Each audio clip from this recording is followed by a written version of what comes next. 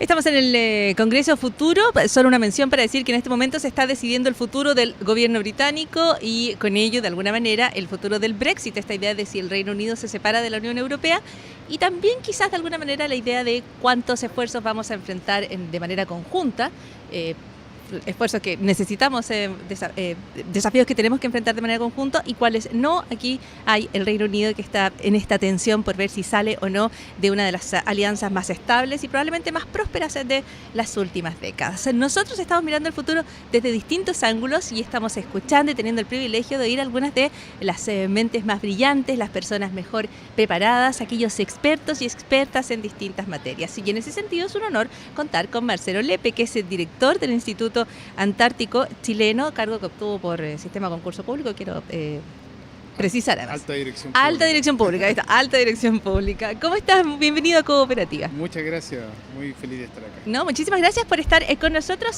Terminábamos de ver tu exposición, donde entre otras cosas hablabas de los mitos de la Antártica. Hablabas además de cómo Antártica tiene estas puertas para entender muchísimo respecto a nuestro pasado y poder pensar también en nuestro futuro. Territorio absolutamente clave, ¿no, Marcelo? Así es, Antártica regula muchos aspectos de la vida de un chileno medio y eso es lo que queremos poner en relieve. Hay que entender de que hoy día hacer investigación antártica no es algo romántico, que lo tiene también. Y claro, y que lo fue durante mucho tiempo, territorio inexplorado, donde era tan difícil llegar. Acceder a una de las últimas fronteras de la ciencia siempre ha sido algo que entusiasma, digamos, a los científicos. Muchos gastan sus vacaciones de verano, ¿no es cierto?, en este continente, pasando frío, pasando un poco de hambre. Pero de hecho, el Congreso parte con esta invitación a algunos de los exponentes Antártica y cada uno de ellos, que son personas que han visto y estudiado mucho, llegan conmovidas por la experiencia. Es una lección de humildad, es donde la tecnología en realidad se queda corta para responder a los desafíos del medio ambiente. De hecho, teníamos planeado subirnos a un buque de la Armada, a ver el trabajo que está haciendo con Camelar y con el Nat-Geo. ¿Ya? Y no fue posible, el viento no nos dejó subir y esto es lo que pasa. Uno puede tener una planificación y que nunca debe ser muy estricta porque obviamente hay que estar expuesto a los elementos. O sea, Antártica manda y te hace sentir que ese es uno de los pocos lugares donde no le hemos doblado la mano a la naturaleza todavía, digamos. Y creo que no la vamos a doblar por mucho tiempo. Ok, me decías, hay muchas formas en las cuales Antártica impacta la vida de chilenos y chilenas de a pie, de todos nosotros. ¿Me podrías detallar aquí en Cooperativa un poco? Sí, una de las cosas que la gente no sabe, por ejemplo, es que la existencia del desierto de Atacama, el desierto más seco del mundo y que tiene ya unos 23 millones de años, es algo que se forma cuando se forma la corriente circumpolar antártica. Es decir, cuando Antártica se aísla de los otros continentes, se separa de Sudamérica finalmente y se congela, ahí se forma el desierto de Atacama, gracias a que nace la corriente de Humboldt. Pero además no es una connotación solamente negativa, ¿no es cierto? El desierto de Atacama, la desertificación de Atacama explica por qué tenemos litio y cobre. Entre otras cosas de las cuales vivimos. Y la surgencia... Algunos viven más que otros, pero todos vivimos. Sí, pero además las surgencias de esta corriente marina en zonas específicas de la costa chilena determinan la zona de mayor productividad primaria. Por lo tanto, regula demasiados aspectos de nuestra vida y algunos que no sospechamos. ¿Cómo cuáles? Como por ejemplo el régimen de precipitaciones, la intensidad de los vientos. Hay una dinámica muy compleja que se establece con Antártica y hay una pregunta fundamental, la voy a dejar dicha porque no tengo la respuesta. El año 2015, en marzo, tuvimos los aluviones del norte de Chile. Ya, 4 días antes se registró la temperatura más alta registrada por instrumentos en la península antártica. Entonces, están estas dos cosas conectadas. Sabemos que hay algunas teleconexiones que afectan a Chile directamente. Pero si hubiéramos podido saberlo en tiempo real, hubiéramos anticipado quizá un fenómeno que mató a 9 personas y costó, y todavía no sabemos hasta cuánto más va a costar, más de $100 millones de pérdida. Y que además puede ser el primero de varios otros fenómenos. Tú dices Antártica es compleja, tiene una dinámica compleja y claro, de alguna manera tú dices, allí tienes una fuente de frío, podría pensar uno, pero no es exactamente así. Antártica genera una serie de movimientos distintos, de precipitaciones, su temperatura sube y baja, en el centro es distinto que en los costados, o sea, es todo un mundo.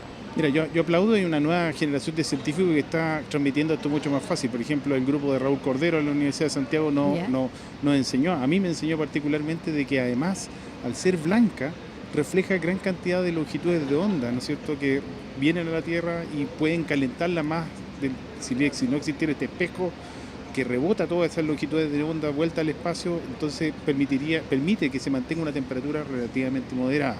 Si no, si se oscurece el hielo antártico, si desaparece este espejo blanco, la temperatura del planeta podría subir mucho más incluso. Es impresionante porque nuevamente son cuestiones como contraintuitivas, son dinámicas que tienes que estudiar para comprender mejor, que tienes que modelar, que tienes que revisar con datos para entender exactamente cómo se comporta ella y cómo nos afecta a todos los demás.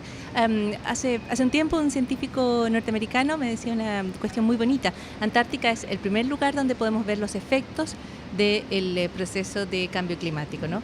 Pero también, si hemos logrado algún avance, va a ser el primer lugar donde vamos a encontrar como una luz, ¿no? Allí se va a marcar la primera luz al final del túnel.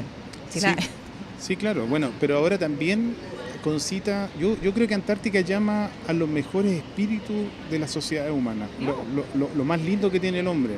¿Por qué?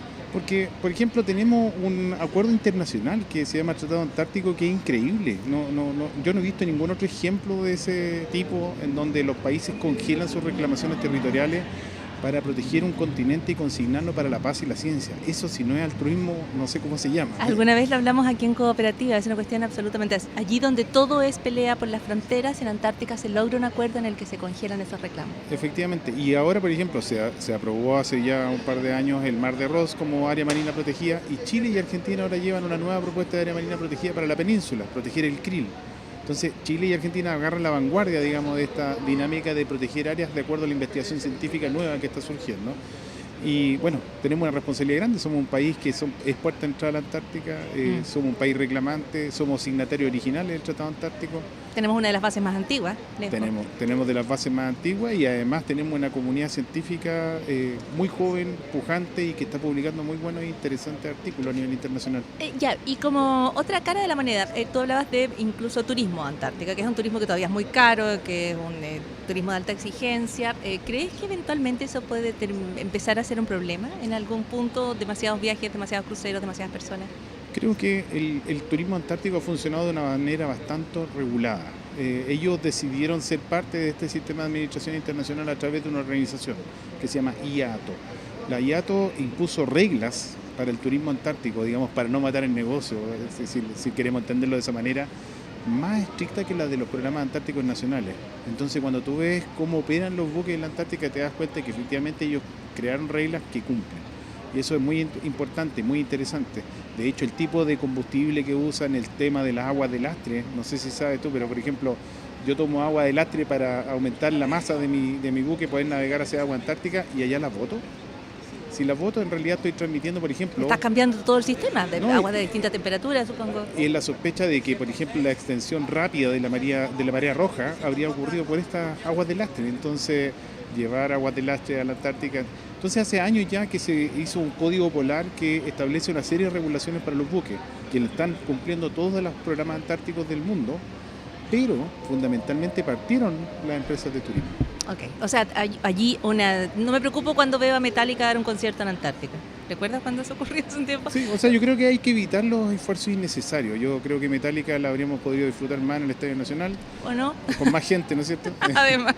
Y aparte que descargando algo de energía, que es para lo que sirve harto Metallica. Oye, quiero dejar recomendada tu charla porque todo queda en Congreso Futuro, pero antes de despedirte una última pregunta para esta breve conversación. Le hemos estado preguntando a quienes vienen hasta acá qué lecciones para el siglo XXI se llevarían ellos, en términos de qué aprendizaje se llevarían, qué aprendizaje dejarían atrás. Si tú pensaras en una lección para el siglo XXI, desde tu experiencia, desde tu conocimiento, ¿cuál darías? ¿A cuál apuntarías? Yo creo que mi aproximación va a ser distinta a la de los charlistas extranjeros. Quiero un Chile en donde la sociedad del conocimiento existe. Y cuando veo jóvenes, que el mayor porcentaje del auditorio es joven, siento que tienen avidez por el conocimiento. Y eso es lo que forma la base de la sociedad del conocimiento, donde nuestras autoridades políticas del futuro tengan la capacidad de analizar información de calidad y tomar decisiones al respecto. O sea, educación. Educación y sociedad del conocimiento, información avanzada para planificar, para pensar nuestro futuro. Estamos pensando en Chile de 25 años, de 30 años. Lamentablemente nos quedamos, ¿no es cierto?, en el plazo de un gobierno. Tenemos que pensar el Chile de 25, 30 y 50 años porque el cambio climático es una realidad, no es un artículo de fe como como dicen algunos. No es algo en lo que tú puedas optar, creer o no. Claro. Marcelo, muchísimas gracias por haber estado hoy con nosotros aquí en Cooperativa. Muchas gracias a ustedes. Hasta la próxima. Marcelo Lepe estuvo en la charla Antártica Corazón Latente del Mundo. Es paleobiólogo, es doctor en Ciencias Biológicas de la Universidad de Concepción y es director del Instituto Antártico Chileno.